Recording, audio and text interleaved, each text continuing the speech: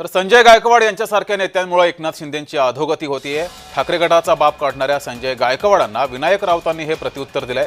संजय गायकवाड यांनी त्यानंतर वक्तव्याचा विपर्यास केला असं विधान केलंय।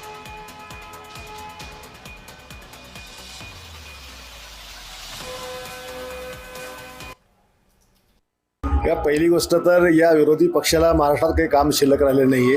रिकामचोट विरोधी पक्ष राहिलेला आहे। लोकांच्या प्रश्नावर त्यांनी बोललं पाहिजे, शेतकऱ्यांच्या प्रश्नावर बोललं पाहिजे, बेरोजगार बोललं पाहिजे।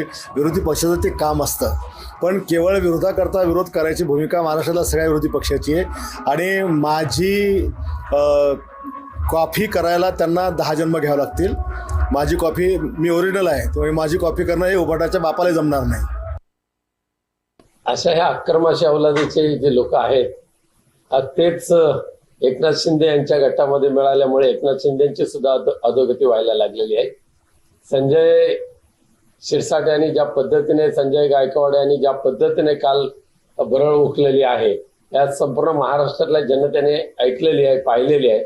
त्यामुळे त्यांना महाराष्ट्रातली जनता त्यांचा बाप त्यांना दाखवून देईल असं मला वाटतं। आंदोलन करण्याची उबाटाच्या कार्यकर्त्यांच्या बापाची अवकात नाही। उबाटाच्या कार्यकर्त्यांच्या बापाची औलाद नाही, हे माझे शब्द आहे। तुम्ही डायरेक्ट बाळासाहेबांचं नाव करून टाकलं। एवढा कुठे शब्दाचा विपर्यास करत असतात का?